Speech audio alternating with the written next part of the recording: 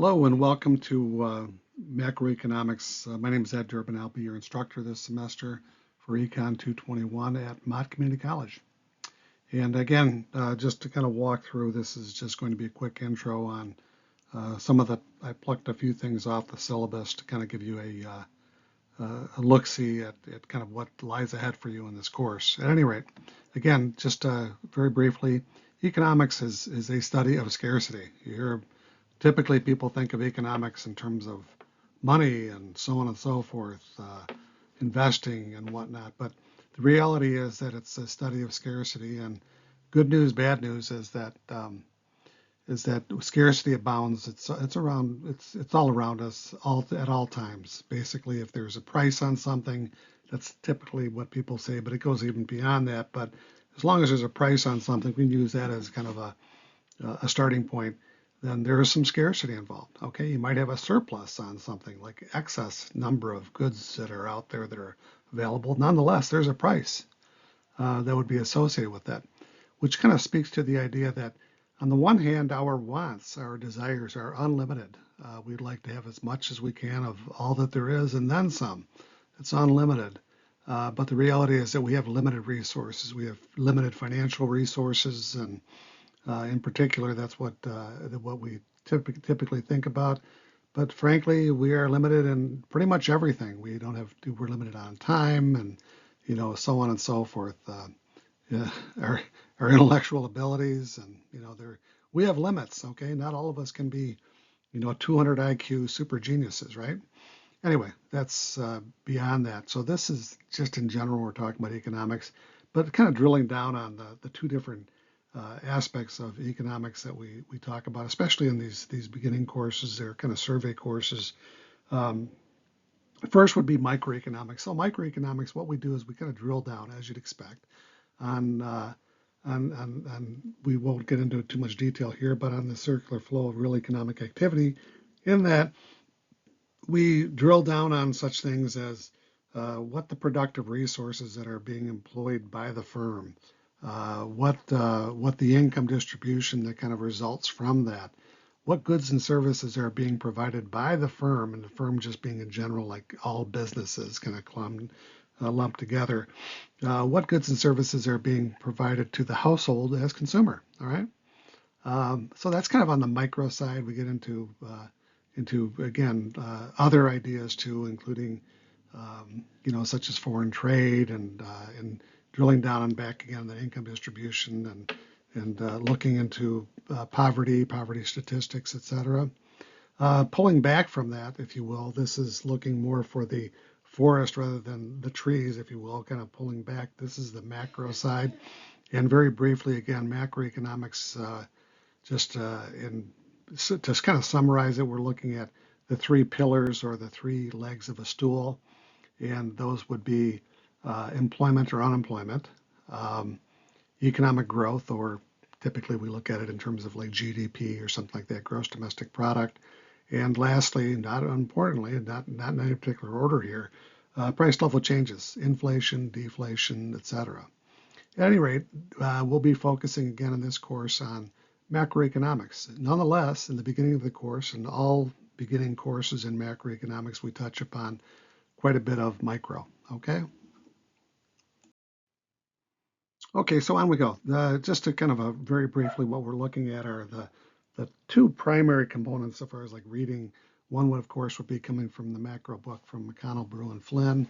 And this is the 23rd edition, and you'll have access to this electronically through McGraw-Hill. And again, if you go into the actual course in Canvas, you'll be able to click on the left-hand side, and you will be able to access that link, which will get you to the ebook for this course, for this Econ 221. Beyond that, I also have options for which would include like for discussion boards and whatnot, where we look at my Econ newsletter that has actually been out there for quite a long time, since 2003. In fact, I believe it was August 2003 was our first quote unquote edition that we published online. It's been out there a long time. Haven't really done much over the course of the last couple of years, but I've done other things, posted things on YouTube, and also through other, um, such things like LinkedIn and Facebook. I've also posted a few things, but nonetheless, these are the two primaries that we're looking at.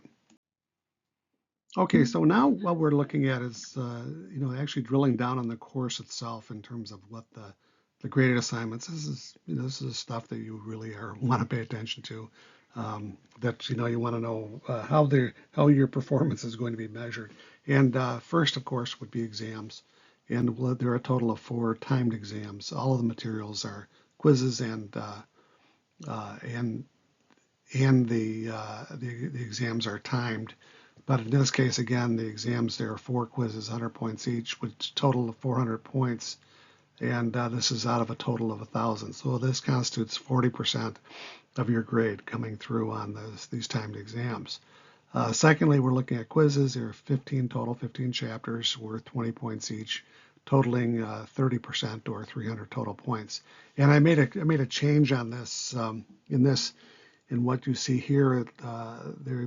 The rules of the road are that you could go in and out of these quizzes, but I've had to change that, and now the quizzes themselves are timed, and we have a proctoring function. I think it's called Proctorio, where you are again, these are timed quizzes, and the exams up above I think they're an hour apiece, 60 minutes, and the quizzes are, I believe, they're 30 minutes to complete quizzes, but these are timed, so this is a bit of a change. Next, they're going to be, I want you to be involved more in the class in terms of kind of back and forth. So there are a couple of things that kind of come up. I've got video synopses, and what this is that I have a number of, again, I've mentioned before about YouTube, I've got a number of presentations on YouTube, economic presentations, and what I'd like you to do is I think in total, what do I have, 10, 10 total for 160 points or 16% of your total grade, where you would go out and view those videos, and then you'd have I would expect a couple of responses, key takeaways from the exam, 3 of those, and 1 paragraph summarizing the video, what it was all about. You can always add to that too in terms of if you want further commentary, and I will have commentary going back to you back for you as well. These are all geared for the current assignments, the current material that we're going through in class.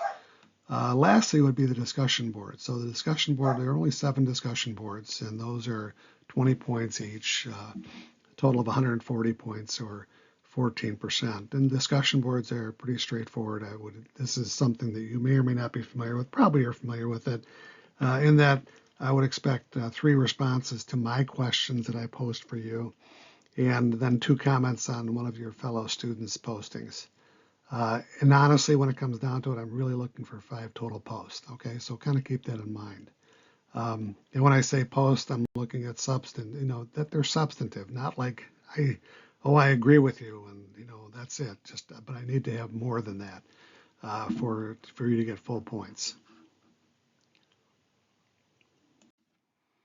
So again, drilling down on the evaluation components of the course, we've already kind of walked through this, but 40% for the 4 exams. Again, these are timed exams, 1 hour apiece, and you are limited to, again, this is one shot type of deal, so bear that in mind. Secondly, the quizzes, again, they're timed.